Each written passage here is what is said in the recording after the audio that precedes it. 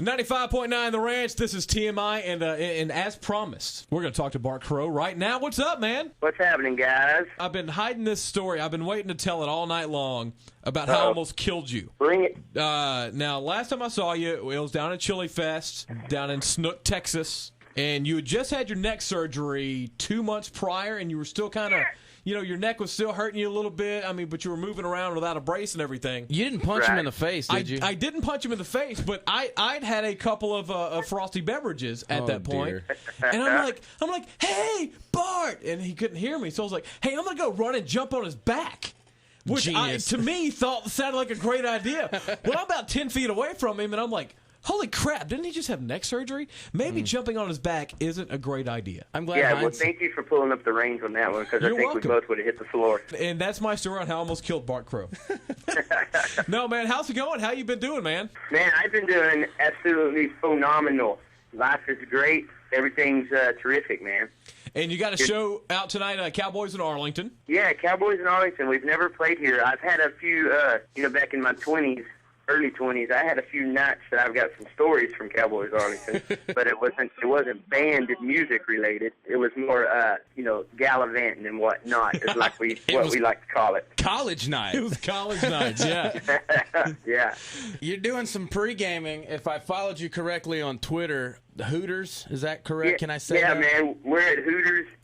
We're at the Hooters in North Arlington, off 30 in Collins. Don't tell Amanda you know me. I don't know if you heard that earlier, but don't tell her. I won't, man. It's a secret step with me. Last night, somebody may or may not have drunk dialed you from my phone number. Got the text from you, and I'm like, Adam? I don't know how to work it yet, man, because I've had an iPhone for the last 3 or 4 years, and, man, I got tired of the things freezing up, so it's my cool one day in my garage and air mailed it into the side of the wall.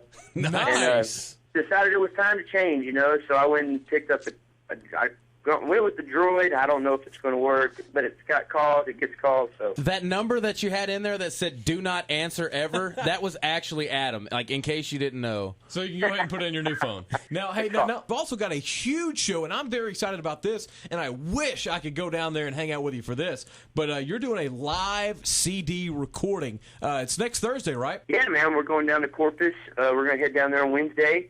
And we're going to go over to Brewster Street and record the show. And then we're going to ease back up to Austin in a month after that and throw a studio on there and put a new record out in January. That is awesome, man. Because we were actually talking about this yesterday. You've got one coming out, and somebody else, Zach Walter? Zach's working on a live album, I think. Very cool. And of course, that's the thing about the scene, that everybody loves the live music, and it really gets a fan's perspective. Because, I mean, there may be a guy in Phoenix, Arizona who loves some Bart Crow, but isn't able to make it to a show as much as me or Mike or Ben are. And so they can have the Bart Crow live album, and they can play it all the time. I've always kind of wanted to make one when, once we got to start playing music, and kind of felt, never really felt like the time was right, and I don't really have an explanation other than just a gut feeling. And then I feel like all the dominoes are right now, and so I figured, let's give it a go. And now it's right on top of us, and like, holy cow, man, this is very exciting because, everybody that plays music, everybody makes records, and they're extremely exciting to make a record. But it also is a lot of work going to the studio, and if you're as dumb as we were last year, and you make a record right in the middle of the summer when you tour the most, and you do it 4 states away, it really becomes a lot of work. Mm-hmm. And so this one, getting to go down and basically you're just going to go do what you do every night and add some new stuff in there, then to me, that's the way I'm viewing it, and I'm very excited about it. Yeah, can't wait to hear that, man. I know you got to get back to your pregame for the show tonight, so we're going to let you skedaddle. Ashley's going to be out there, so we're going to be talking to her about the show tonight at Cowboys awesome. in Arlington. I have every intention of harassing her. You better. Give her hell. Give her like the worst hell you've ever given anybody ever, and tell her that's from Drake and Mike.